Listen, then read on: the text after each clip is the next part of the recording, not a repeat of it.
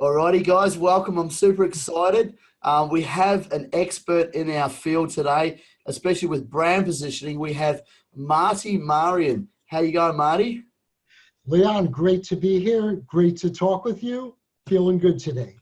You're looking good too, my man. Ha! Flattery will get you everywhere. Yeah, let's hope so. So, guys, for those people that don't know much about Marty, let me really zoom in and scope in on where Marty's an expert for bringing him on here for Celebrity Marketer. So, Marty is one of those guys that not everyone knows him, okay, and that's perfectly fine because Marty's busy doing his thing, and he's an expert in his field because he looks at positioning, expert positioning, whether it's brand positioning or just positioning your business or you as an expert in your field. But he goes much deeper than just into tactics. He goes really deep into the science of positioning for a brand, for a company, to really get your message out there to the audience, to position you in the marketplace. And I read his white paper, which is called the Positioning Matrix. Is that correct, Marty? It is. That's right. Yeah, that's right. Great. And it was a brilliant piece of paper. I printed it out and I read it myself, and he's got some really great things in there that most people don't talk about it because they don't really understand the science or the psychology of it. And Marty's done a great job at his white paper. If you haven't read it, check it out. So I've brought Marty on. We're going to be talking about the science and the psychology of positioning you and your brand and your company, whatever, into the marketplace. And Marty's going to really explore all those fields and give you guys some value, some tangible value and knowledge that you can use to better position you in your marketplace. So once again, thank you so much, Marty, for coming on in here and sharing your time with us today. Totally my pleasure. So let me set a little bit of a background, Leon. Thank you. Many years ago, I was a principal of actually two of the world's largest advertising agencies.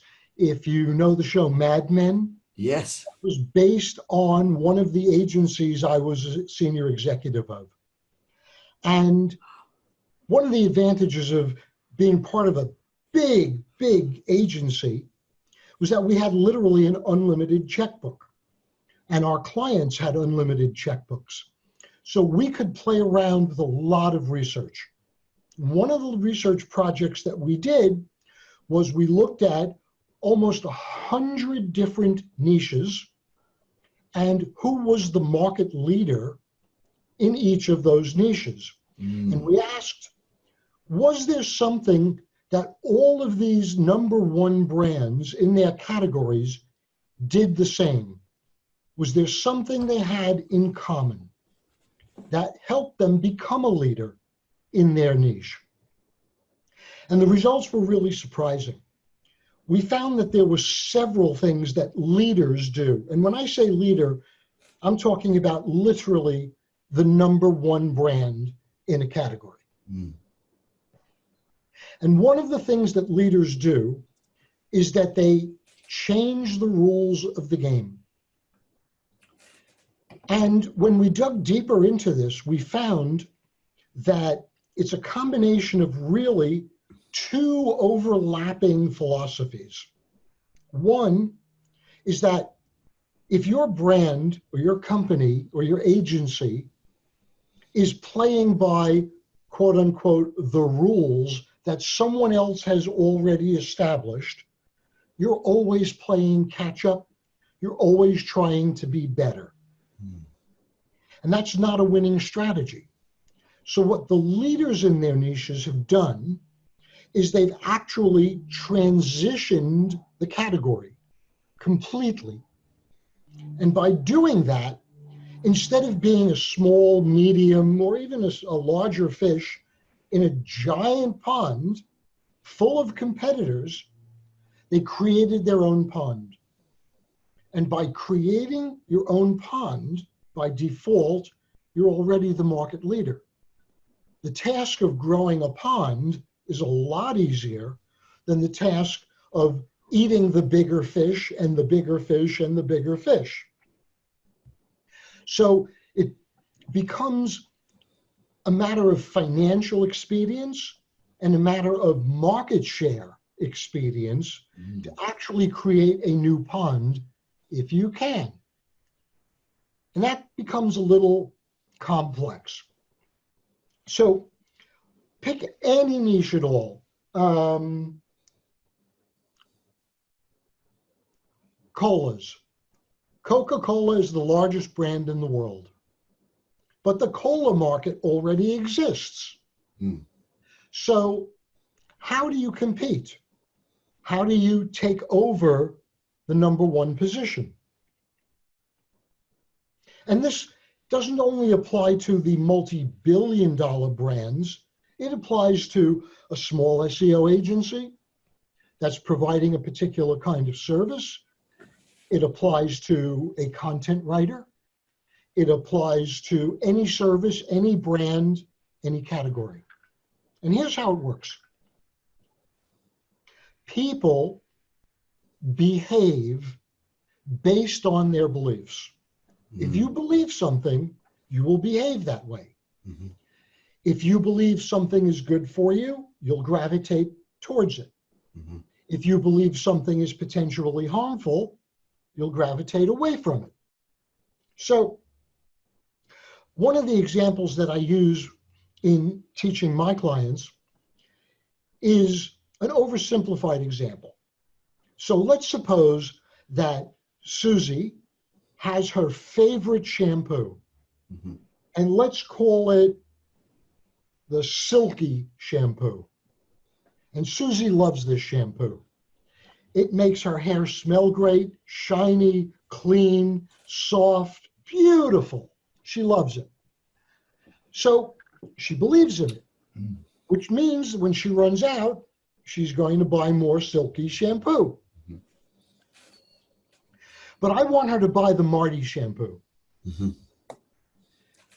So how do I get her to violate her belief set so that she's willing to come and try the Marty shampoo? So I can say, look, the Marty shampoo is amazing. It smells wonderful. And she says, well, my shampoo smells great. I love it. Yeah. Well, the Marty shampoo comes in a beautiful bottle. Well, so does mine. Yes, but our bottle is plastic. So if you drop it when you're in the shower, it's not going to shatter into a million pieces of dangerous glass. Well, so is mine. Well, we have phytonutrients in our shampoo that nourish your hair. Well, so does mine. So you can talk about how great your product is, all the benefits, what people call their USP, right? All day long. It's not going to change someone's belief set about a product or a brand they already believe in. But beliefs, while they're almost impossible to change, don't happen overnight. Beliefs are built and they gel based on a series of perceptions. So if I can get to you at the moment when you are forming perceptions because you've seen a commercial or an ad, or you've read a website or some copy, or you've heard somebody you trust talk about something, and so you believe what they're going to tell you, you're forming perceptions. Over a period of time, those perceptions become beliefs. Well, at that point, it's kind of hard to change. But if I said to Susie, okay, Susie, have you read the latest report from the Harvard Medical School that showed these 4 ingredients have now definitively been linked to brain cancer? Maybe you want to go check the label on your shampoo. And Susie goes and she checks the label and she says, oh my God, my shampoo has one of those ingredients that is linked to brain cancer, and I'm rubbing it on my scalp every morning. Now, all of a sudden, I've done something very powerful. I've unseated her belief by one of the only 2 ways in marketing that you can actually change someone's belief. And that is by causing doubt or dissatisfaction. Mm-hmm. So with the shampoo example, I have now created doubt in Susie's mind that her shampoo is healthy. Mm. And when she looks at the shampoo label of the Marty shampoo, she won't see those chemicals. That is the art of depositioning. Mm-hmm. So every coin has two sides.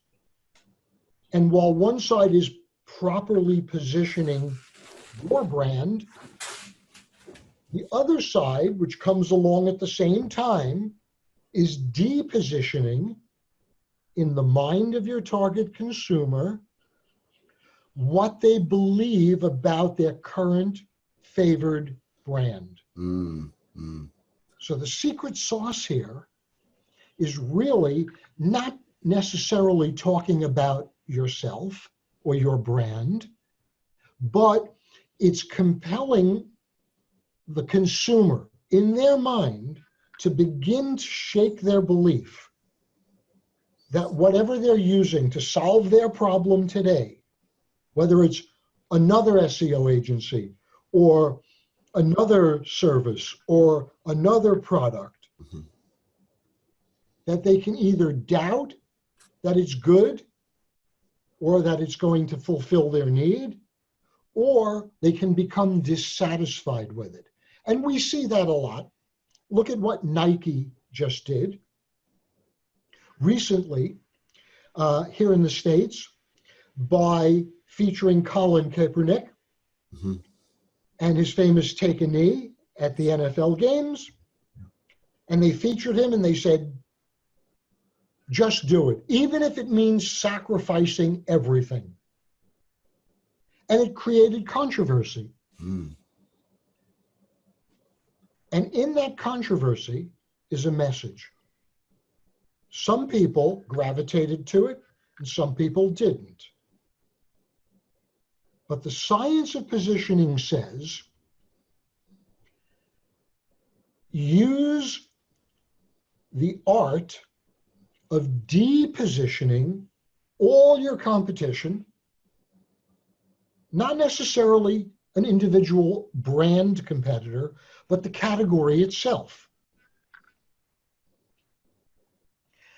And if you do that and simultaneously create a new category where you are by default the market leader, then you've already won the game. Yeah. Yeah. Boom. There you go. That is so powerful, my man. That is, wow, really changing the way they believe about changing their beliefs, really, or changing their, the how they look at their values, and that subject there is big to me, and I really love it because, how people's, how people value their beliefs is who they are, right? And not just that, but their values is what makes their beliefs. So if they value health over beauty, they're more likely to look at that shampoo and go, oh my God, I'm going to, cause brain tumors by rubbing them in my hair. They're quickly going to drop that and go to the one that is in favor of their values, which is, in their beliefs. So, oh man, yeah, totally. I totally get that. That's so interesting, man. So let me add one layer to that, which is really interesting. This is great. So we teach in positioning that the real home run is the ability to create this new category. Mm-hmm. I'm going to give you one example of that. Great. And it's a classic. And the example is the category of mouthwash. So in 1914, Listerine was introduced as the first over-the-counter mouthwash in the United States. And it owned the market. There was never a mouthwash before. People had horrible breath. And Listerine came along and gave people the hope that if they gargled with Listerine their breath wouldn't be so horrid that they couldn't come close to their wife or their loved ones or their kids or their girlfriends or boyfriends. Yes. And from a positioning point of view, Listerine promoted what we call the health position, the medical position. Listerine said to the marketplace, our product kills germs. And germs are what cause bad breath. And that's believable, right? Yeah, that's right. So if I kill the germs that are causing my bad breath, I won't have bad breath. Very simple. Makes sense. Logic, right? And they owned the marketplace for 46 years. No challengers. Then another company, the light bulb went off and they said, this mouthwash market, it's a multi-billion-dollar market. Let's get a piece. So they came out with a mouthwash in the 1960s. And what they did was they gave it away for free to every dentist in America. And they said to the dentist, when you tell your patient to rinse their mouth, have them rinse with this stuff.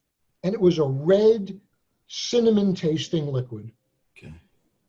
And the thinking was that people would go to the drugstore, the supermarket, and they would see this bottle of red liquid and say, wait a second, that's the stuff my dentist uses. It's got to be good. And they failed miserably.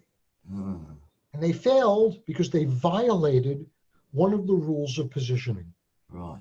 That is that there can only be one market leader in any positioning category. And Listerine owned the positioning of kills germs, the medicinal positioning. So the second company thought that by consumers associating it with their dentists would give them a health cachet, and it failed because people already had a mouthwash out there that had the medicinal positioning. Right, yeah, gotcha. However, a few years later, Procter & Gamble, one of the smartest marketers on the planet, said, let's come out with a mouthwash. Get a piece of this pie. So they came out with another mouthwash. And they were very smart. Their positioning was scope fights medicine breath, not bad breath. It wasn't a health claim. But everybody knew that medicine breath meant Listerine because it tasted like hell. So what Scope did was they created a new category. The category of mouthwash had already been created. Listerine owned it. What Scope did was create a new category, what we call a category class. Good tasting mouthwash. That didn't exist. And within several months, Scope became the #1 selling mouthwash in the world, and to this day has never lost that position. And they did that by creating a new category. Some people would call it a subcategory. We call it a category class. Good tasting mouthwash. Gotcha. Smart. That's really going into the marketplace saying, hey, these guys already own that pool over there, that pond. There's no point going in there. We're just going to get smashed by the big fish. Let's create something different and be the big fish of that pond. Got it. If you try to take on the #1 leader in a category, it's almost always a bloodbath. Yeah, definitely. So instead of charging right into the middle of a massive army that's better equipped, better armed than you are, do an end run. Go around them. Create a new category. Yeah.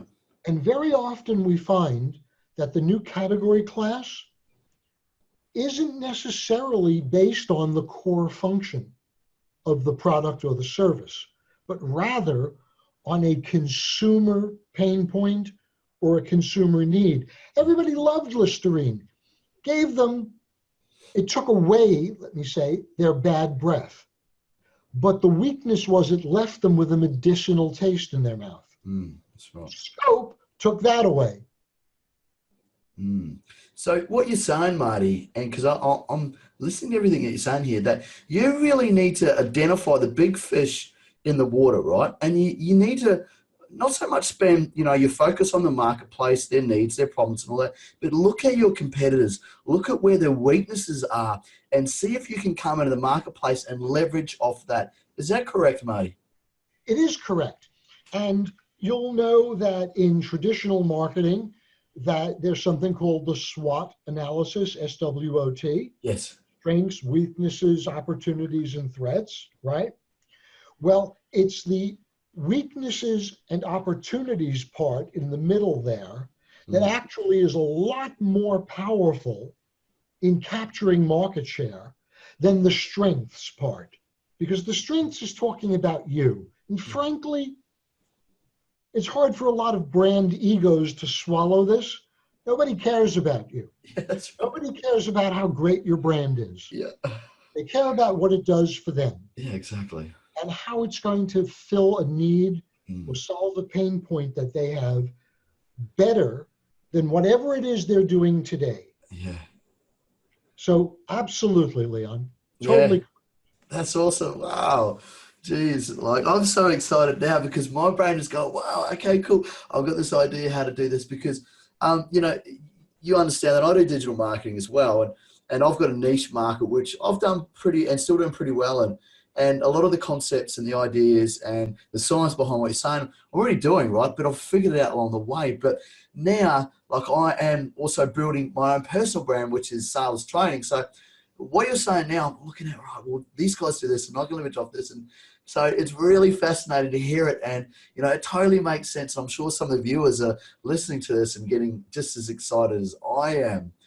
So thank you so much for dropping that. But look, Marty, let's go into and let's dive down deep about someone that's just getting into the marketplace and the marketplace is saturated. And we don't just have to talk about SEOs or digital marketing. It could be for any business going to the marketplace.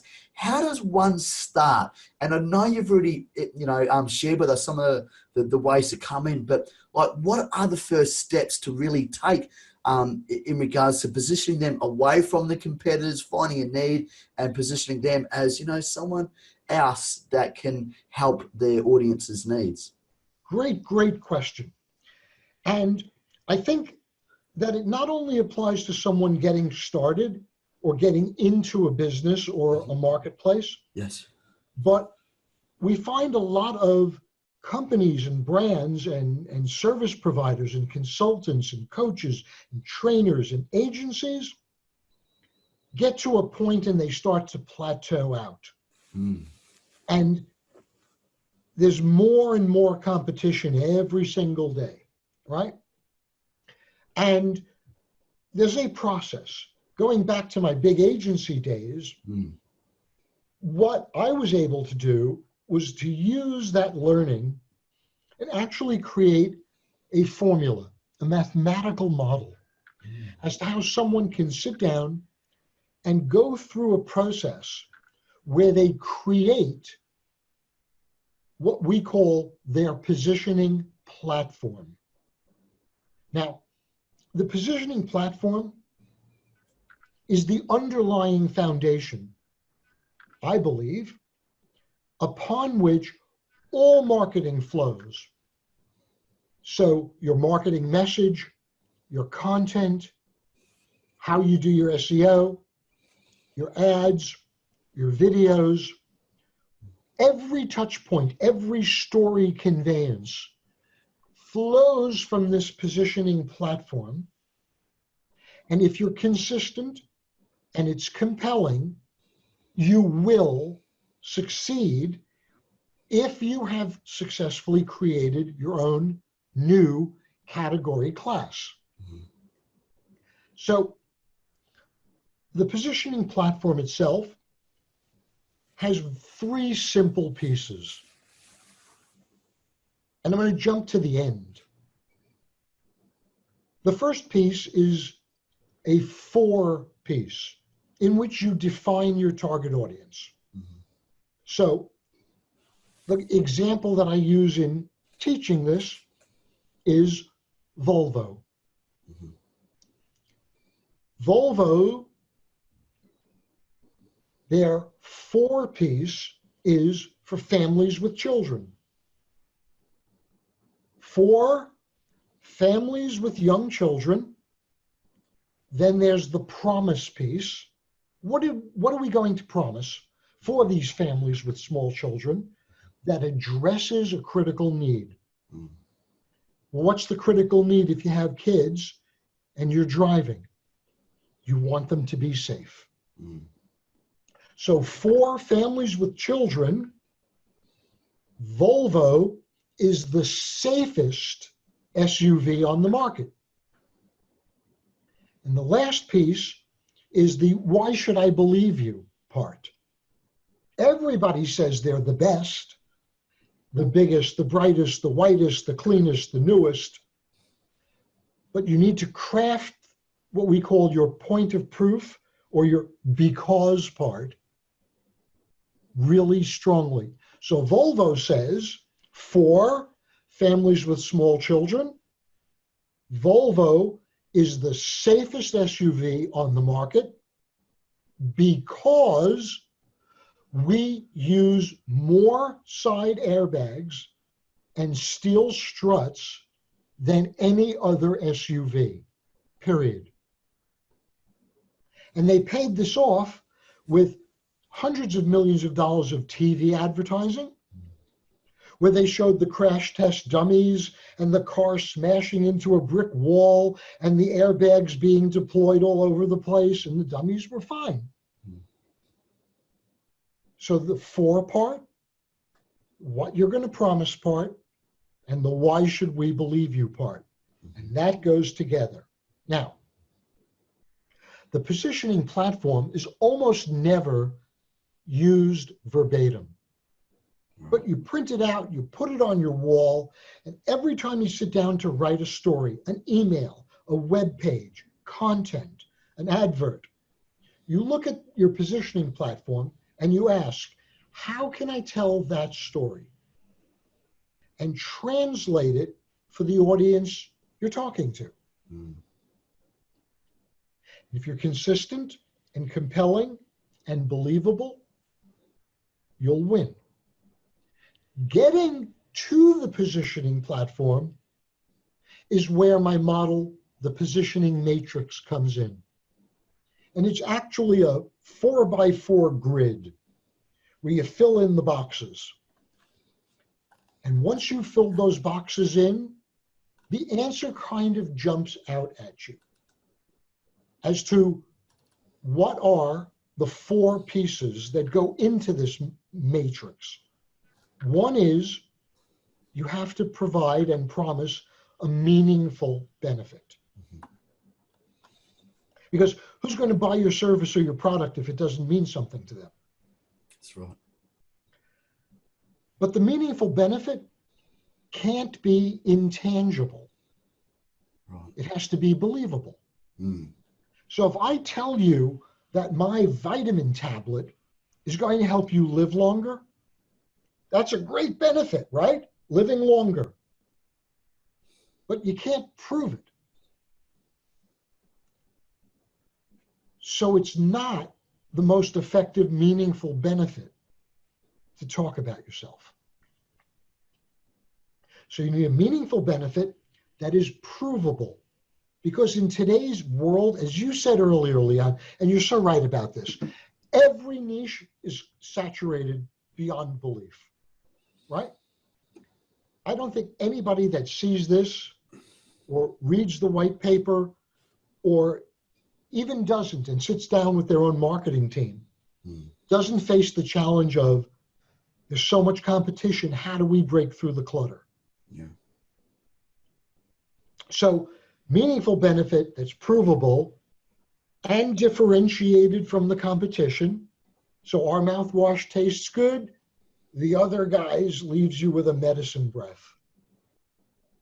And the last part, to me, is the sexiest, most important, most powerful part of it all.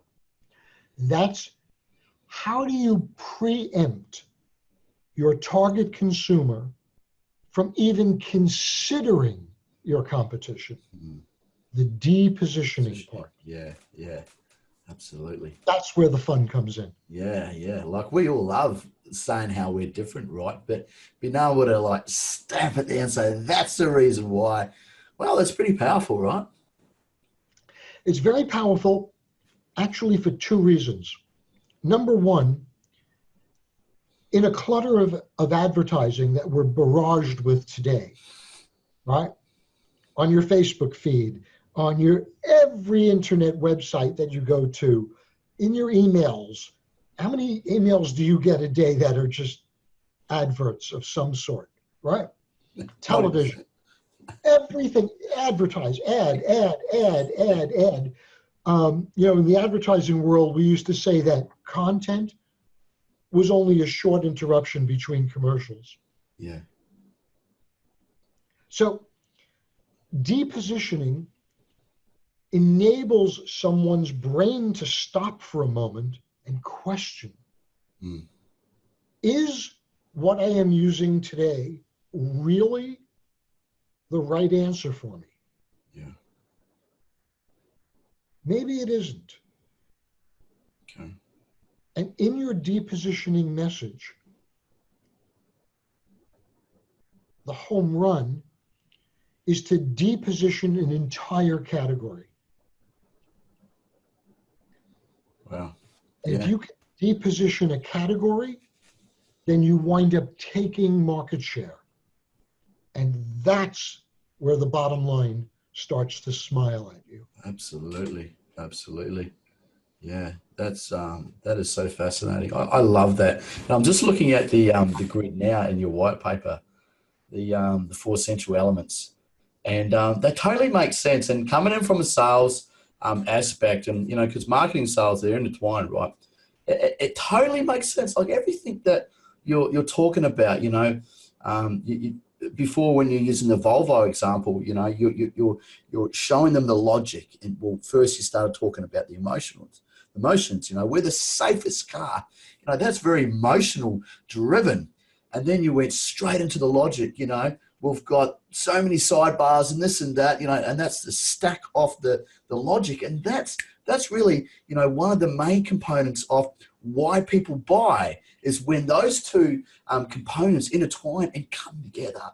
And when you stack it upon, like with the depositioning concept that you said there, why we're different and why it makes sense, and getting them coming in with a pattern interrupt and making them reassess their values and reassess who they're currently using and should they still currently use it.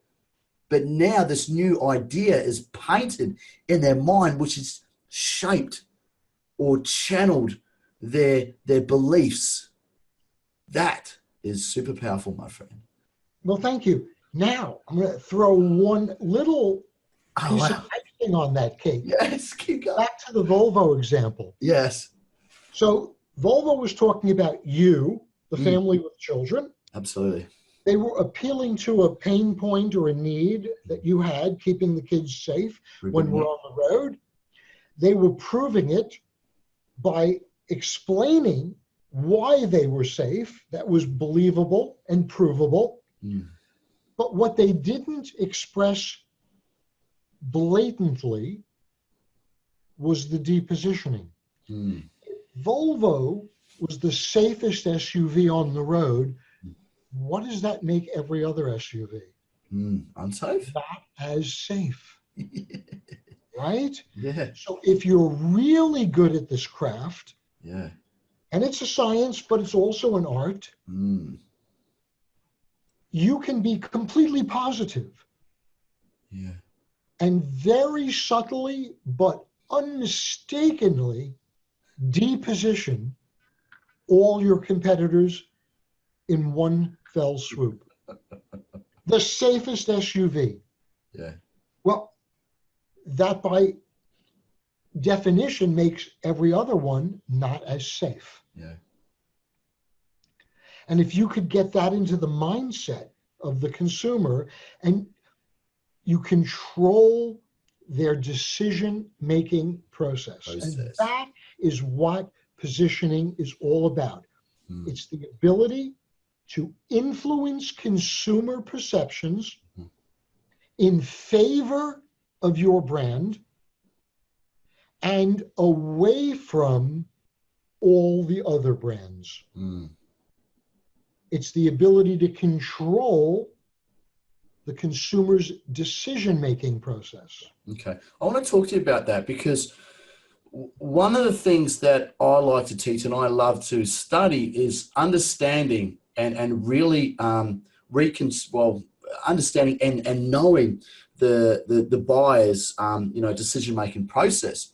And it's all very good to assume that their focus is on safety and they want this, but without really diving in deep and understanding what they need in order to make a decision based on their values and based on their beliefs, how can we assume we know their decision-making process, Marty? Going back again to my big agency days, yes, we did, as I said earlier, a lot of research.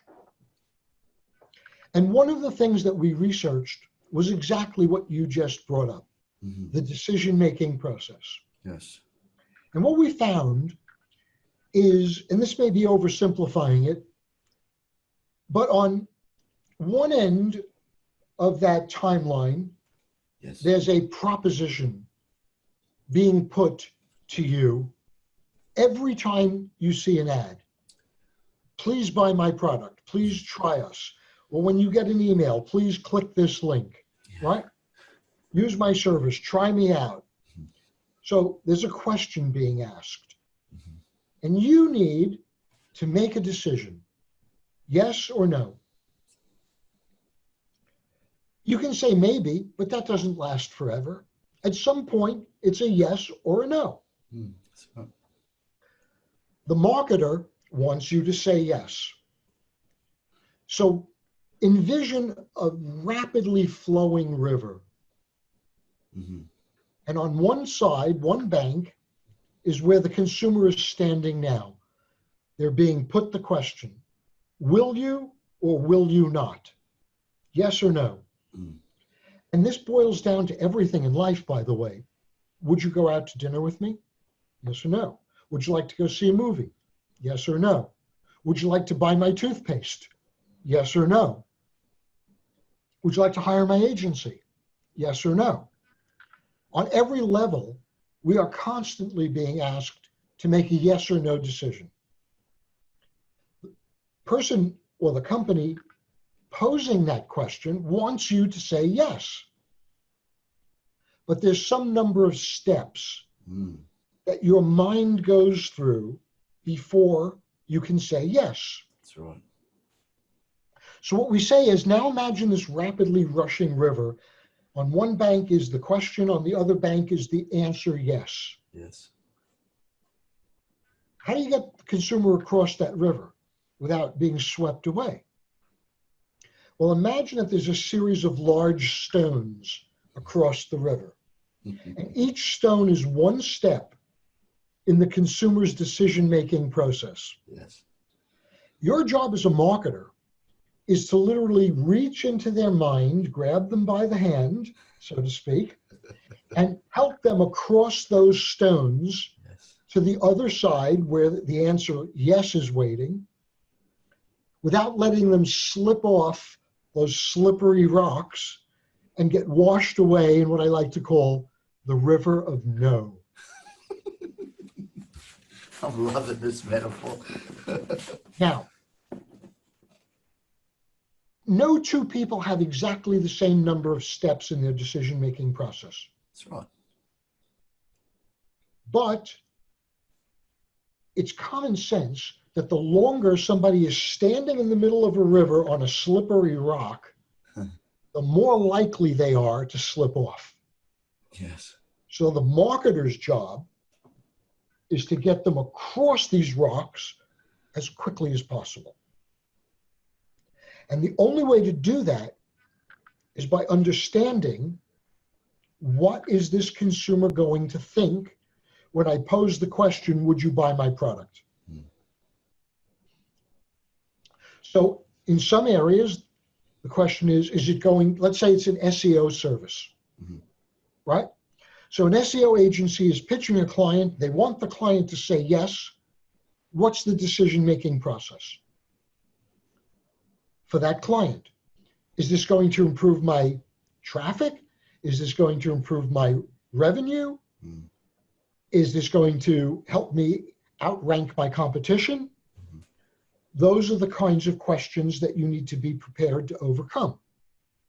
We talk about a health product. The questions are, is it safe? Well, I'm already taking these other medications. Can I take it with those? Or can I give it to my kids?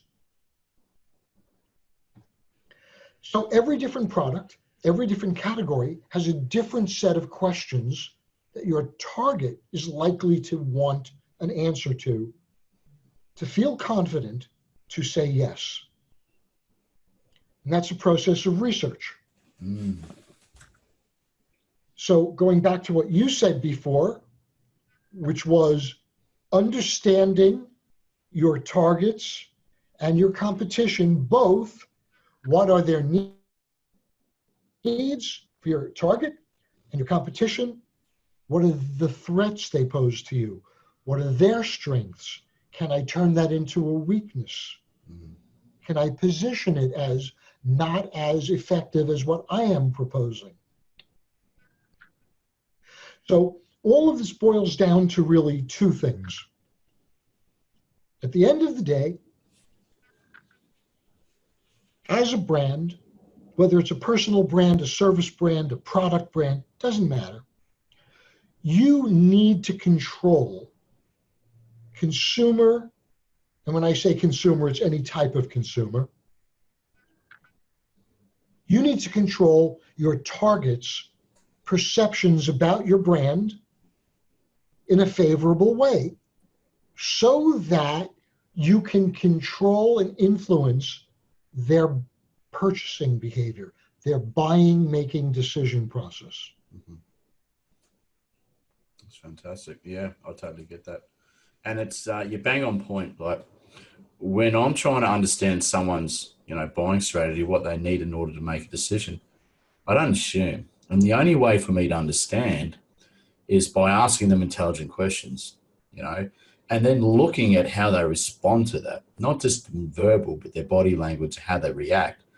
So you basically put it all into proportion, like how it makes sense, Marty. And that's brilliant because being able to someone to demystify it from a marketing standpoint is great. And I've never, ever heard anyone explain it in that way before. So I'm so enjoying this interview. This is great. Marty, you've shared so many nuggets in this interview, mate.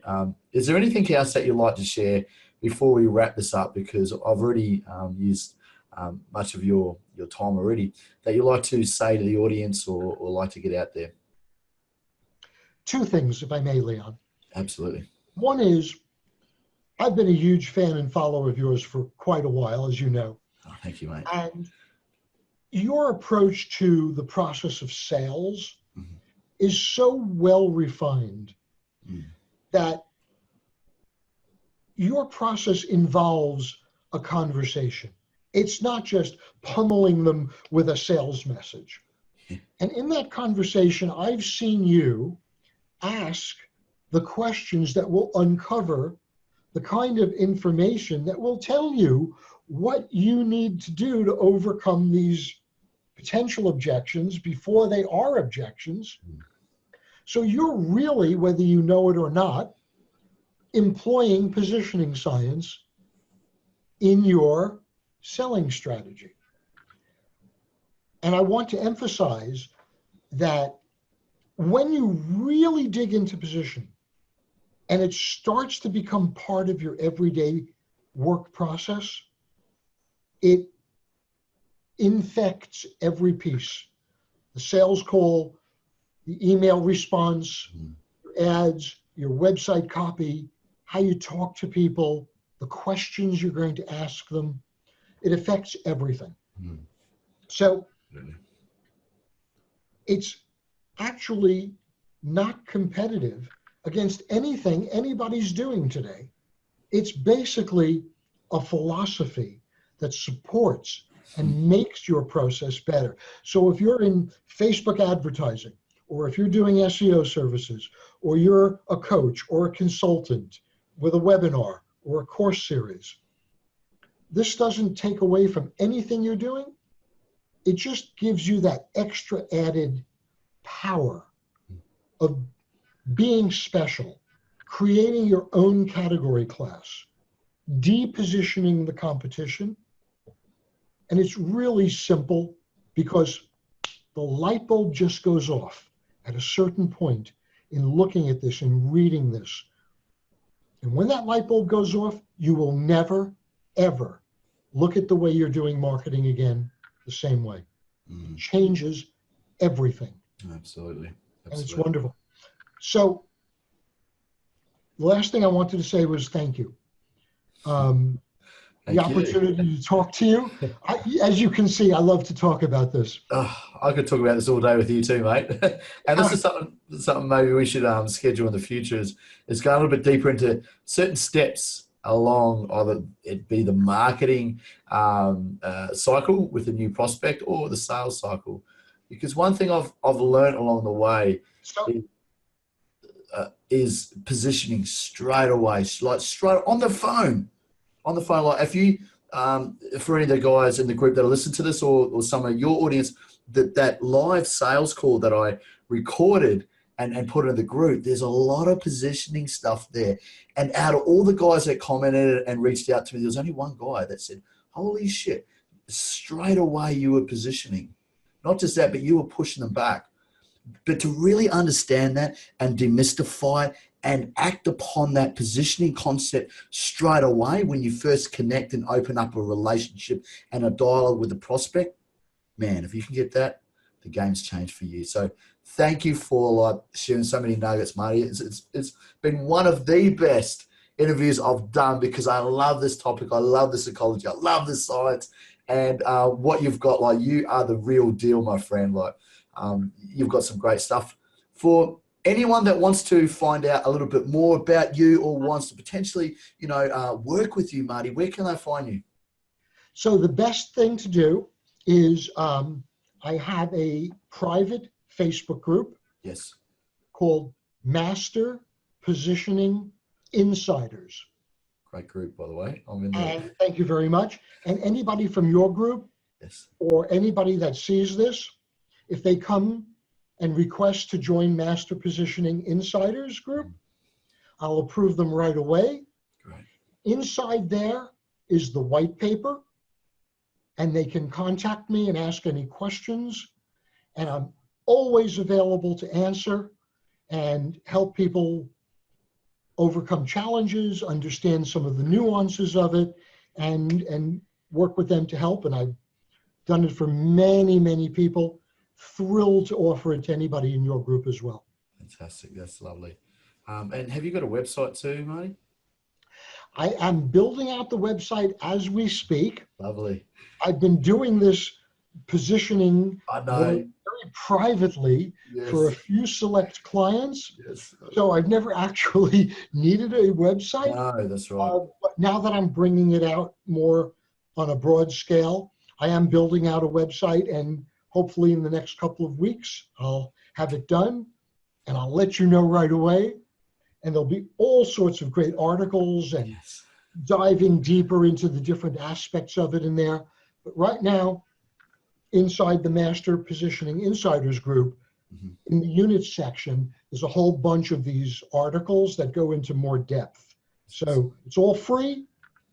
Everybody's welcome to come and jump in. And Leon, thank you for this opportunity. This was absolutely wonderful. It was a great interview. And the thing I love about you, Marty, you're so humble, you're so down to earth, and you give, you like me, and that's the one of the reasons that I wanted to bring you on. So thank you so much for your time, Marty. It's been a pleasure. It's been an honor to hear, listen to you, and to be with you today. But other than that, we'll no doubt see you in your group or in my group. And bye for now, Marty. Leon, thank you very much. It was absolutely an honor to do this with you. Love, peace, be well. Peace, brother. Bye for now, Marty. Bye-bye.